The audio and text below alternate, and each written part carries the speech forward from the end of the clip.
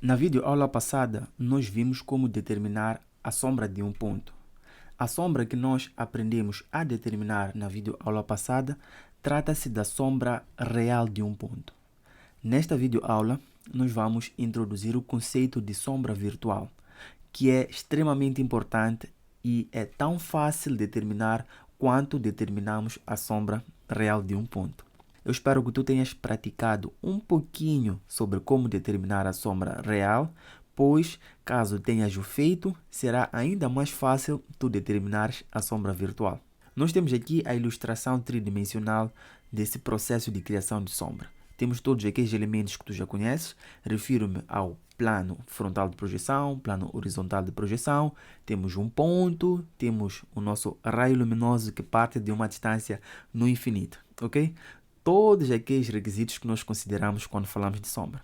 Repara aqui, quando o nosso raio luminoso vem nesta direção, ele passa pelo nosso ponto e acaba criando sobre alguns dos planos de projeção, que neste caso foi o plano frontal de projeção, a sombra deste mesmo ponto. Quando esse nosso raio luminoso intercepta o plano de projeção, cria o que nós chamamos de sombra real. Entretanto, se nós formos a considerar uma situação em que o raio luminoso não parou depois de interceptar o primeiro plano e continuou tal como está a acontecer aqui no nosso exemplo, quando esse mesmo raio luminoso toca o outro plano que ele encontra pela sua frente e dessa interseção, desse toque, resulta um novo ponto, nós chamamos esse ponto resultante de sombra virtual. Ou seja, quando o nosso raio luminoso passa pelo nosso ponto e toca no primeiro plano, esse primeiro plano sempre conterá a sombra real de um ponto.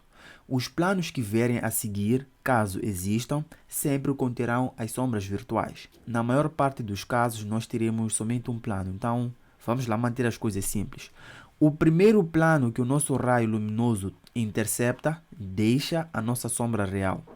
O segundo plano que o nosso raio luminoso passa e intercepta, acaba criando a nossa sombra virtual. Então eu quero que tu saibas desses dois tipos de sombra, a sombra real e a sombra virtual. Saiba que o segundo plano a ser interceptado pelo raio luminoso sempre conterá as nossas sombras virtuais.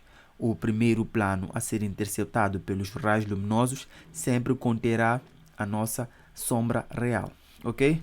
Então, vamos lá voltar aqui para esses exercícios que nós vimos na aula anterior. Até então, nós já determinamos as sombras reais dos nossos pontos. Temos aqui o nosso A sombra, o nosso B sombra e o nosso C sombra. Como é que nós vamos fazer para determinar a sombra virtual desse nosso ponto A? É muito simples. Lembre-se que o primeiro plano que é interceptado pelo nosso raio luminoso é considerado como detentor da sombra real. O segundo plano a ser interceptado pelo nosso raio luminoso é detentor da nossa sombra virtual. Esse é o conceito por detrás, mas eu quero deixar as coisas de uma forma mais simples. Vou fazer uma explicação leiga. Eu quero fazer uma explicação básica, como se eu estivesse a explicar para alguém que não está muito familiarizado com geometria descritiva. Repare, eu diria o seguinte: o primeiro a tocar no eixo X vai nos dar a nossa sombra real.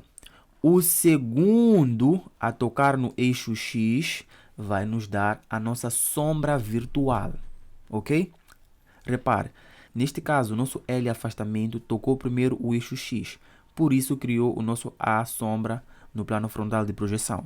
O nosso L cota tocou por segundo no nosso eixo X. Então, quer dizer que este ponto aqui é que vai nos ajudar a ter a sombra virtual do nosso ponto. E como é que nós vamos fazer para determinar? Nós vamos seguir o mesmo raciocínio que seguimos para encontrar o nosso A sombra. Neste caso, quando o nosso raio luminoso afastamento tocou no eixo X, nós subimos até interceptar a outra projeção do nosso raio luminoso, porque a outra projeção do nosso raio luminoso estava em cima. Só que neste caso aqui, em que a cota é que tocou por segundo no eixo X, se eu for a descer, eu não vou encontrar a outra projeção do meu raio luminoso. Eu só posso subir, pois subindo e eu prolongando esta projeção do meu raio luminoso afastamento, em determinado momento eu vou conseguir encontrar a outra projeção do meu L afastamento. Eu quero que tu pegues somente esse raciocínio, que tu tens de encontrar essa interseção entre esta linha de chamada e a outra projeção. Sempre será assim, sempre será o contrário e sempre terás que prolongar esta projeção que tocou por último no eixo X. É um processo básico de determinação de outra projeção deste ponto. De uma forma simples, eu vou explicar usando as teorias reais. É como se tu aqui tivesses um ponto X2, nesse caso é o X cota, pois foi criado pelo nosso L cota. Então, tu queres encontrar o X de afastamento. O que tu deves fazer? É simples, tu sabes que o X de afastamento tem de estar obrigatoriamente no nosso L afastamento.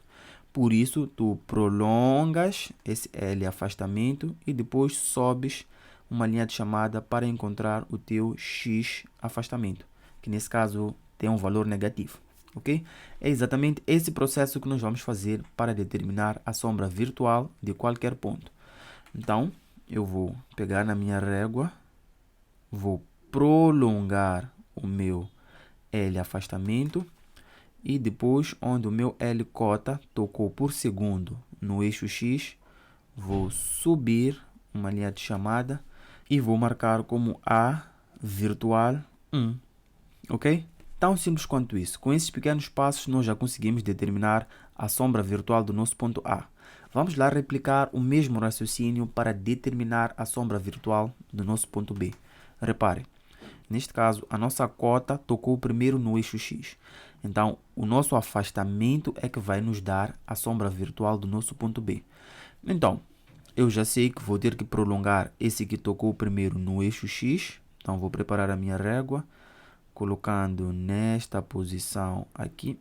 Vou prolongar esse que tocou primeiro no eixo X e vou passar uma linha de chamada por esse que tocou por último no eixo X. Deste modo aqui, onde ocorrer essa interseção, nós teremos o nosso B virtual cota, ok? Tão simples quanto isso. Na verdade, eu nem costumo colocar esse cota, esse afastamento, eu simplesmente coloco como BV, nesse caso B virtual. O mesmo faria para o nosso A virtual. Ao invés de colocar AV1, eu simplesmente colocaria AV, ok? Mas por boas práticas, tente sempre seguir, mas eu acabo deixando passar. Para determinar a sombra virtual do C, nós veríamos quem tocou primeiro no eixo X. Só que lembre-se, neste caso, os dois tocaram primeiro no eixo X. E aí, Madali, como é que nós vamos determinar a sombra virtual? É simples, nós não temos sombra virtual. Quer dizer que, caso tivéssemos uma sombra virtual, estaria aqui mesmo, onde nós temos a nossa sombra, ok? Então, quando este caso acontece, saiba que qualquer ponto que é referente à sombra desse ponto estará exatamente a coincidir aqui. O que eu acabei de falar fará um pouquinho mais de sentido quando estivermos mais à frente e formos a falar sobre pontos de quebra de sombra. É um assunto que vem mais para frente e eu espero que estejas ansioso para aprender. Então é isso. Nessa videoaula tu pegaste todas as bases necessárias para tu te saíres bem na determinação da sombra real, tanto quanto da sombra virtual de um ponto. Caso tenhas alguma dúvida, não hesite, repita esta mesma videoaula, pois tu vais conseguir sanar todas as dúvidas. Em relação à sombra virtual, futuramente eu darei mais algumas dicas e tentarei aperfeiçoar a explicação que eu dei nesta videoaula. Então, caso ainda tenhas dúvidas, mesmo depois de ver umas 500 vezes esta videoaula, não se preocupe que futuramente eu vou explicar um pouquinho melhor, com mais detalhes e com outras dicas sobre como determinar de forma fácil a sombra virtual de um ponto. Então, vemo-nos na próxima videoaula. Hey pessoal, a versão completa dessa videoaula está disponível no aplicativo Nitativa.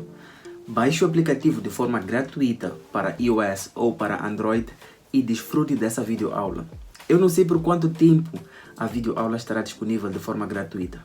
Então eu recomendo que tu corras e assistas o mais rápido possível.